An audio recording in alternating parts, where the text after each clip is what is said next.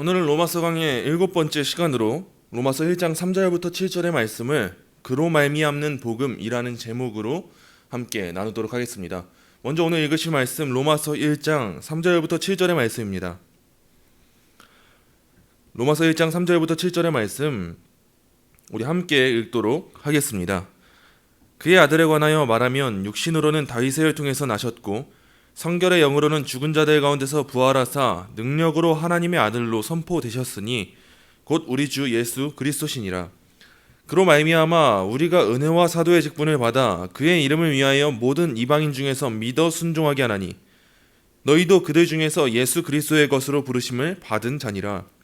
로마에서 하나님의 사랑하심을 받고 성도로 부르심을 받은 모든 자에게 하나님 우리 아버지와 주 예수 그리스도로부터 은혜와 평강이 있기를 원하노라. 아멘. 교회의 역사는 바른 정통의 역사인 동시에 이단의 역사였습니다. 또한 이단의 역사인 동시에 바른 정통의 역사였습니다. 이는 마치 동전의 양면과도 같은 것입니다. 우리가 교회의 역사를 알아야 하는 이유가 바로 여기에 있습니다.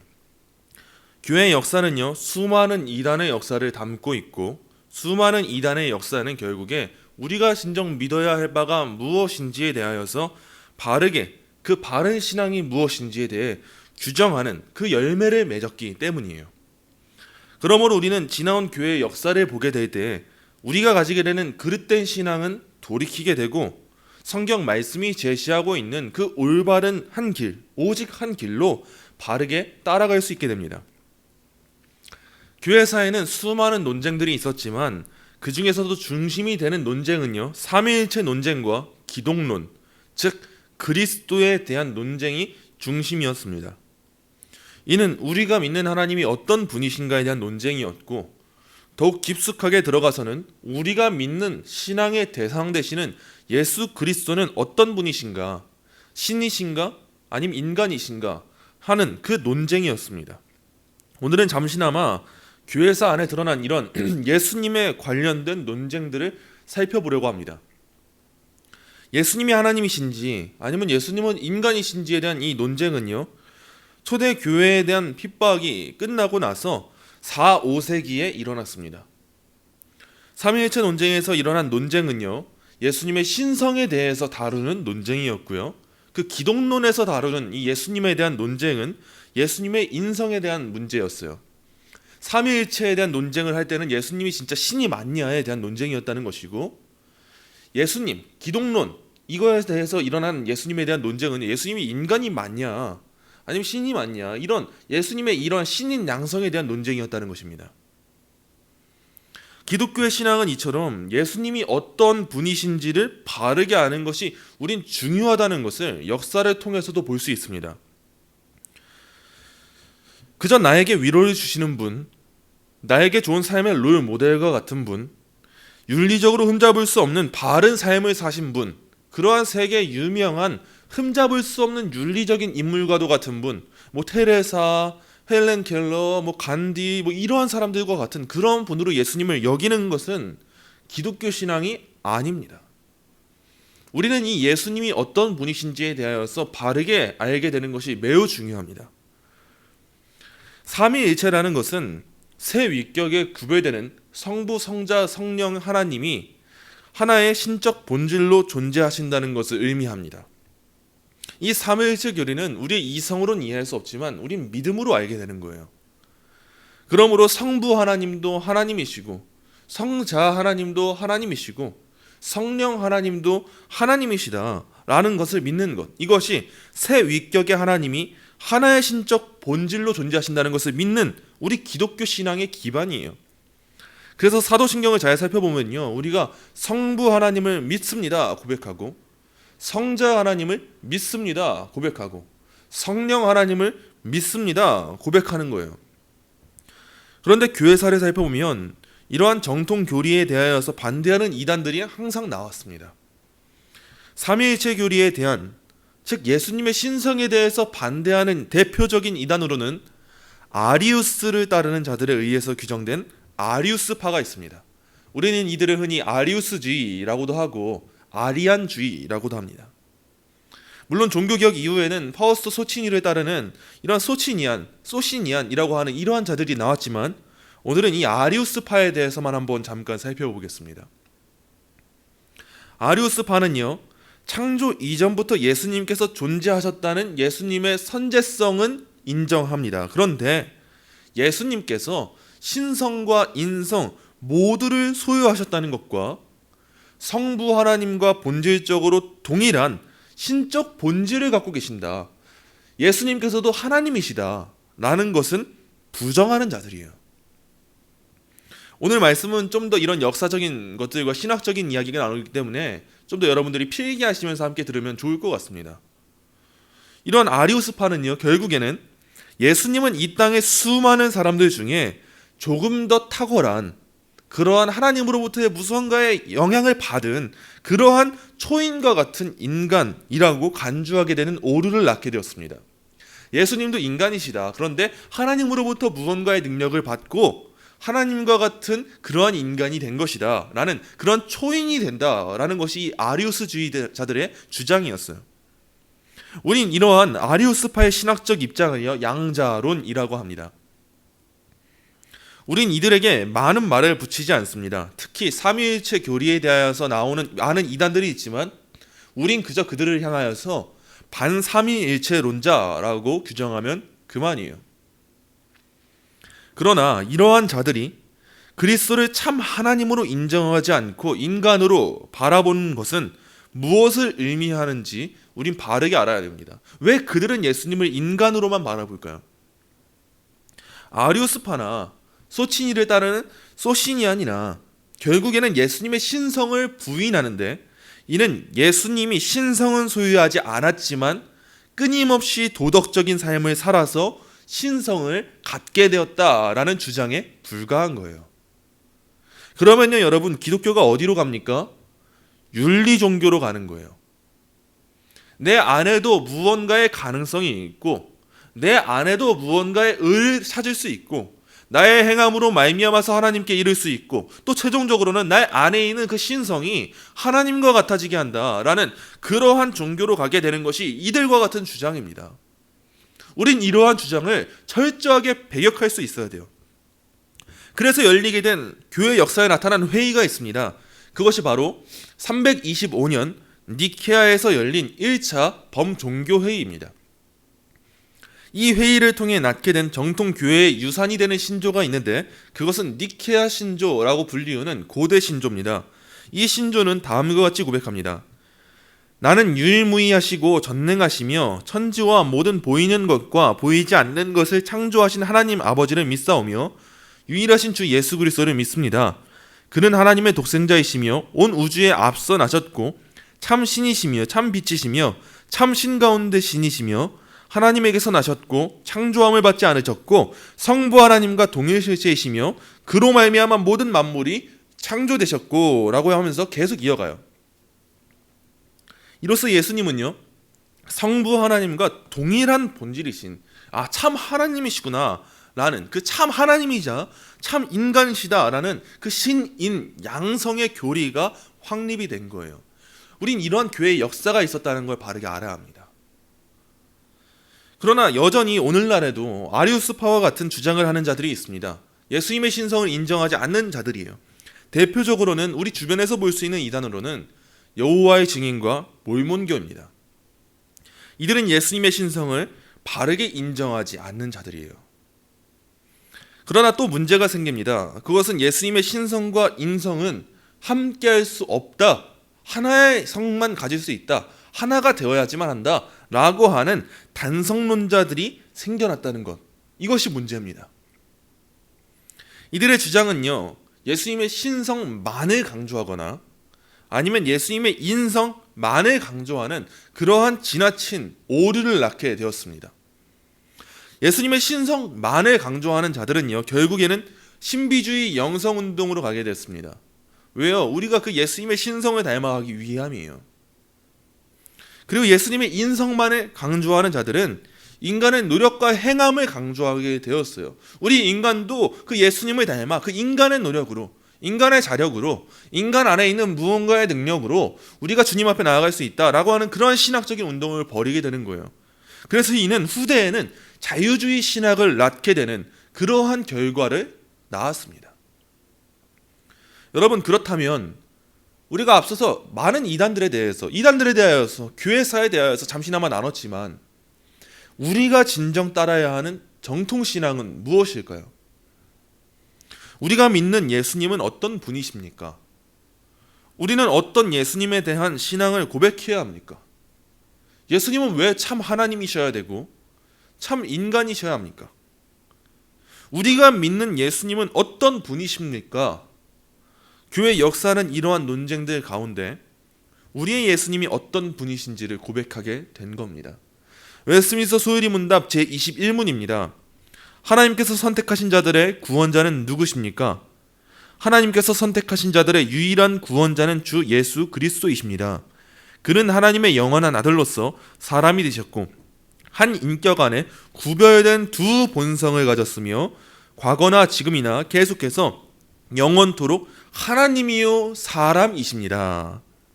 이것이 바로 우리가 해야 하는 정통적인 신앙의 고백이에요. 그렇다면 오늘은 왜 우리가 예수님의 참 하나님 되신가 인간이심을 알아야 하는지, 예수님이 어떤 분이신지에 대하여서 바르게 알아야 되는지, 왜 그게 복음인지에 대하여서 오늘은 말씀을 통하여서 함께 나눠보려고 합니다.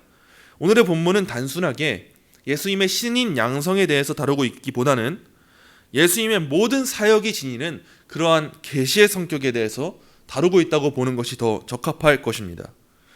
우린 이러한 예수님의 사역들을 살펴보면서 참 하나님이시고 참 인간이신 예수님께서 우리에게 주신 놀라운 복음이 무엇인지를 한번 깊이 살피고 깨닫게 되기를 간절히 소망합니다.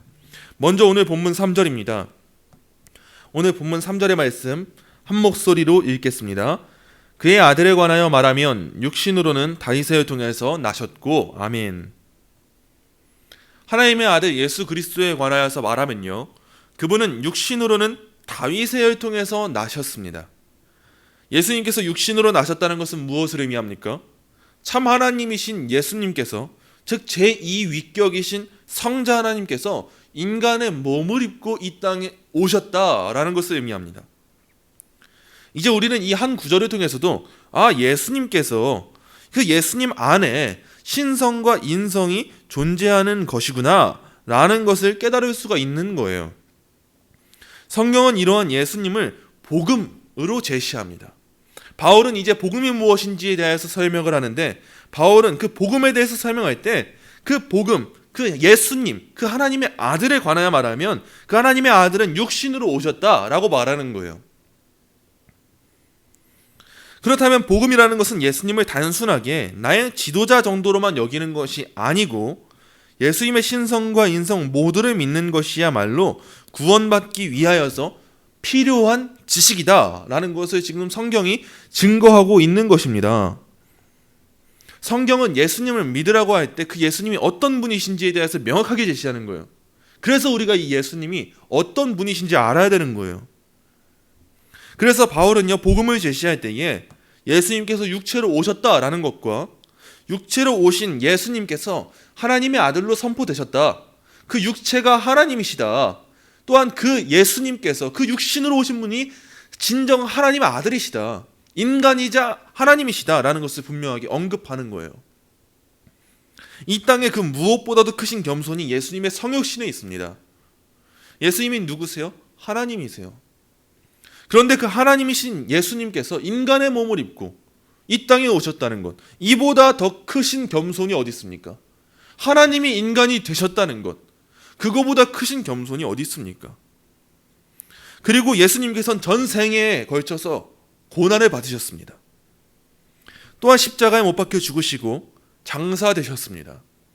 아니, 하나님이신 예수님께서 왜 육신을 입고 이 땅에 오셨습니까? 왜 모진 고난 다 받으셨습니까? 왜 하나님은 이러한 예수님을 약속하셨고 왜 예수님은 이 약속으로 낮아지신 것입니까? 그 모든 것이 복음인 이유가 무엇입니까? 이러한 낮아지심을 통해서, 예수님의 낮아지심을 통해서 우리에게 구원 주시려고 하시는 이 하나님의 작정을 우리는 알아야 합니다. 신학적으로 정리하자면요, 예수님께서 우리에게 구원을 주시기 위해 인간이셔야 하는 이유는 크게 세 가지가 있습니다. 함께 잘 기록하시면서 따라오시면 좋을 것 같아요. 첫째입니다. 형벌을 담당하시기 위함이에요. 로마서 6장 23절의 말씀과 같이 죄의 삭은 사망입니다. 여러분, 죄는 누가 지었습니까? 우리 인간이 지었어요. 그렇다면 인간이 지은 죄의 대가인 그 사망을 감당하려면 예수님은 인간으로 오셔야 된다라는 것이 우리는 알 수 있는 거예요. 히브리서 9장 22절의 말씀과 같이 피 흘림이 없음즉 사함이 없기 때문에 예수님은 인간의 몸을 입고 이 땅에 오셨다라는 거예요. 이어서 둘째입니다. 시험 받는 자들을 구하시기 위함이에요. 우리 구주 예수님께서 인간의 몸을 입고 오사 인간의 연약함이 겪게 되는 시험을 받고 고난을 당하셨습니다. 히브리서 2장 17절부터 18절의 말씀입니다. 그러므로 그가 범사의 형제들과 같이 되심은 마땅하도다. 이는 하나님의 일에 자비하고 신실한 대제사장이 되어 백성의 죄를 속량하려 하심이라. 그가 시험을 받아 고난을 당하셨은즉 시험 받는 자들을 능히 도우실 수 있느니라. 아멘. 예수님이 인간의 몸을 입고 오셔서 이 땅에서 고난을 받으신 것, 시험을 받으신 것, 이것이 우리에게 위로가 되고 유익이 되는 거예요. 왜요? 예수님의 이기심이 우리의 이김이 되기 때문입니다. 이것이 복음이라는 거예요. 마지막 셋째입니다. 죄의 대속을 위함이에요. 죄인이 죄인의 죄를 해결해 줄 수 없습니다. 그러나 예수님은 우리의 죄를 대속해 주실 수 있습니다. 왜요? 예수님은 죄가 없으신 하나님이시기 때문입니다. 히브리서 7장 26절입니다. 이러한 대제사장은 우리에게 합당하니 거룩하고 악이 없고 더러움이 없고 죄인에게서 떠나 계시고 하늘보다 높이 되시니라. 아멘. 이것이 예수님이 인간의 몸을 입고 오신 이유입니다. 우리 이어지는 말씀 본문 4절 보겠습니다. 본문 4절 한 목소리로 읽겠습니다. 성결의 영으로는 죽은 자들 가운데서 부활하사 능력으로 하나님의 아들로 선포되셨으니 곧 우리 주 예수 그리스도시니라. 아멘. 예수님은 인간의 몸을 입고 이 땅에 오셨으나 단순한 인간이 아니십니다. 예수님의 죽으심은 인간의 몸을 입고 오신 예수님의 육신의 연약함을 드러냈다면, 예수님의 부활은 성취의 능력이자 성령의 능력으로 나타났습니다. 다시 한번 말씀드리겠습니다. 예수님의 죽으심은 인간의 몸을 입고 오신 예수님의 육신의 연약함을 나타냈다면, 예수님의 부활은 성취의 능력이자 성령의 능력으로 나타났습니다. 이 말씀에서 사용된 선포되셨다라는 단어는 신약 성경의 다른 부분들에서 세워졌다라거나 임명되셨다라고 사용되곤 합니다. 이 말이 무슨 뜻입니까? 예수님께서 이전에는 하나님의 아들이 아니셨는데 이제야 하나님의 아들이 되셨다는 것입니까? 그런 것이 아닙니다. 예수님께서 약속된 복음의 모든 것을 이루시고 이제 원래 하나님의 아들이셨는데 이제 더 크신 영광의 자리로, 영광의 지위로 선포가 되셨다. 그 복음이 이루어졌고 복음을 다 이루셨다. 그로써 임명되셨다 라는 뜻의 단어가 바로 이 선포되셨다 라는 단어입니다. 죽음 권세 이기시고 부활하사 하나님의 아들이심이 이제 선포된 거예요. 영광의 자리에 앉으신 것입니다. 이제 모든 사역이 다 이룬 바 되신 거예요. 이처럼 예수님의 사역은요, 낮아짐의 사역이 있었음과 동시에 높아짐의 사역이 있었습니다. 우리 예수님은 부활하셨고 승천하셨으며 하나님 우편에 앉으셨습니다. 그리고 다가올 마지막 때에 예수님은 영광 가운데 재림하실 거예요. 이 모든 사실이 무엇을 증언하십니까? 구약시대에 약속되어 온 메시아, 그가 바로 예수님이시다. 하나님이시다. 유일하신 독생자시다. 구원자 되실 하나님의 아들이 바로 이 예수 그리스도시다 라는 것을 증언하는 거예요. 그렇다면 예수님이 왜 참 하나님이셔야 되는가? 이 이유 또한 간략하게 세 가지로 정리해 보겠습니다. 첫째입니다. 무한한 가치의 제사와 율법의 완전한 순종을 위함이에요. 여러분, 예수님의 제사는 우리 인간의 제사와 다릅니다. 예수님의 십자가 사역은요, 예수님의 신성으로 말미암아서 택하신 모든 자들의 그 죄 대가를, 그 죄책을 단번에 사해 주시는 놀라운 능력을 가지고 있습니다. 이전에 수많은 사람들도 그렇고 앞으로의 수많은 사람들도 그렇고 하나님께서 택하신 모든 자들의 죄를 예수님은 그 십자가 사역 단 한 번으로 그 모든 것을 사해 주신 거예요. 또한 우리 예수님의 순종은 단순한 순종이 아닙니다. 우리 인간은 율법으로는 결코 의에 이를 수가 없어요. 생명을 얻을 수가 없어요. 하나님은 그 모든 것을 지켜 행하라, 그리하면 너가 산다라고 약속하셨는데 우리 인간의 입으로는 그걸 지킬 수가 없단 말이에요. 그러나 이러한 하나님의 말씀 모든 것에 순종하신 분이 누구세요? 예수님이시죠. 그가 하나님이시기에 이 모든 것을 다 순종해서 지키신 거예요. 그리고 그가 하나님이시기 때문에 그 순종의 대가를 누구에게 주십니까? 믿는 자들에게 주시는 거예요. 우리는 행한 것이 없습니다, 여러분. 우리는 스스로 뭔가 이룰 수 있는 게 없어요. 우리 안에 의의를 발견할 수가 없어요. 우리 안에 의의라고는 전혀 단 하나도 할 수가 없어요. 가질 수가 없어요. 그런데 우리가 하나님 앞에서 의롭다 여겨지는 이유가 뭐예요? 우리가 하나님의 은혜로 예수님을 믿게 되었을 때 그 예수님의 순종하심이 나의 순종하심으로 여겨져서 예수님의 의가 나에게 전가되기 때문입니다. 이러한 의미에서 예수님께서는 참 하나님이신 거예요. 예수님이 이루신 모든 공로가 이제 하나님 앞에서 우리의 것으로 여겨지게 된 것입니다. 이 모든 것을 이루실 분이 하나님이 아니고서야 가능하겠습니까? 둘째입니다. 하나님의 진노에 대처하시기 위함이에요. 예수님께서 하나님이 아니시라면 하나님의 진노를 우리의 구원을 위해서 감당하실 수 없었을 것입니다. 그저 진노로만 끝났겠죠.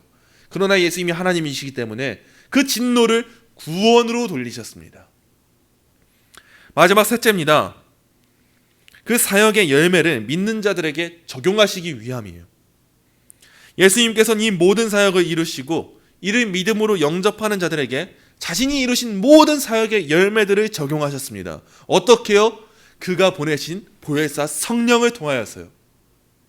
예수님이 하나님이 아니시고는 그 성령 하나님을 보내실 수가 없습니다. 그러나 이젠 예수님께서 성령 하나님을 보내시어 그 모든 사역의 결과들을 우리 안에서 일어나게 하시는 거예요. 우리가 믿게 하시고 의롭다 여김을 받게 하시는 그러한 모든 사역이 예수님이 하나님이시기 때문에 가능했다는 것입니다. 그래서 우리가 이 예수님의 인간이심과 하나님 되심을 바르게 아는 것이 진정 복음을 알게 된 거예요. 이어지는 말씀 마지막 5절부터 7절의 말씀 우리 함께 읽겠습니다. 그로 말미암아 우리가 은혜와 사도의 직분을 받아 그의 이름을 위하여 모든 이방인 중에서 믿어 순종하게 하나니 너희도 그들 중에서 예수 그리스도의 것으로 부르심을 받은 자니라. 로마에서 하나님의 사랑하심을 받고 성도로 부르심을 받은 모든 자에게 하나님 우리 아버지와 주 예수 그리스도로부터 은혜와 평강이 있기를 원하노라. 아멘. 이런 말씀을 맺습니다. 예수님이 아니라면 누가 우리에게 중보자가 되실 수 있겠습니까? 누가 우리에게 구원의 은혜를 베푸실 수 있겠습니까? 누가 우리의 죄를 대속하시고 누가 우리를 하나님 앞에 의롭다 여겨질 수 있도록 행해 주시겠습니까? 그러므로 사도 바울이 말하는 복음은요, 5절에 나오는 그로 말미암아라는 말로 정리할 수 있습니다. 이 모든 것이 우리에게서 난 것을 찾을 수 없게 합니다. 이 모든 것이 오직 참 하나님이시자 참 인간이신 예수님으로 말미암지 않고는 우리가 은혜를 받을 수 없었음을, 그의 이름을 위하여서 믿어 순종할 수 없었음을, 예수 그리스도의 것으로 부르심을 받을 수 없었음을, 우리가 거하는 오늘 바로 이 자리에서 하나님의 성도로 부르심을 받고 하나님의 사랑하심을 받을 수 없었음을, 하나님 우리 아버지와 주 예수 그리스도로부터 주어지는 은혜와 평강을 누릴 수 없었음을 성경은 증거하고 있는 거예요. 말하고 있는 거예요. 그러나 여러분, 구원은 우리로 말미암는 것이 아니라는 것이 은혜예요. 그게 복음인 거예요. 복음의 주제 되시는 예수 그리스도로 말미암아, 그분의 사역으로 말미암아 예수 그리스도 때문에 이제 우리는 은혜를 받았고 그의 이름을 위하여 모든 이방인 중에서 믿어 순종하게 되었고, 이런 악한 세상 가운데 예수 그리스도의 것으로 부르심을 받게 되었어요.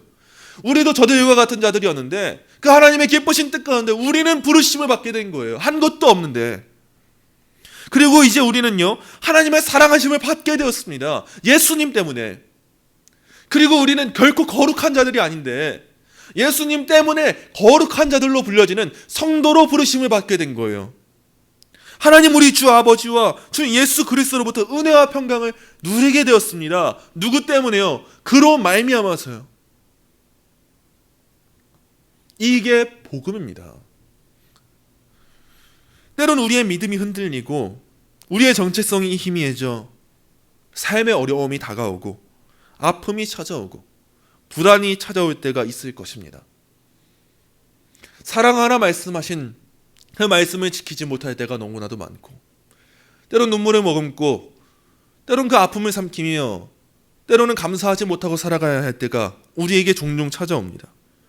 또 그럴 때마다 우리의 믿음은 왜 이리 하찮아 보이는지, 과연 이러한 나의 모습이 거듭난 그러한 구원받은 그런 하나님의 자녀가 맞는지, 내 삶이 그러한 열매를 맺고 있는지 우리의 믿음이 흔들릴 때가 있습니다. 그러나 여러분, 낙심하지 마십시오. 다시 한번 일어나십시오.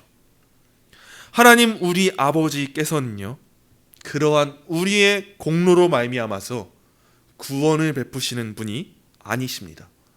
이 안에 하나님 우리 아버지와 주 예수 그리스도로부터 주어지는 참된 은혜와 평강이 있습니다.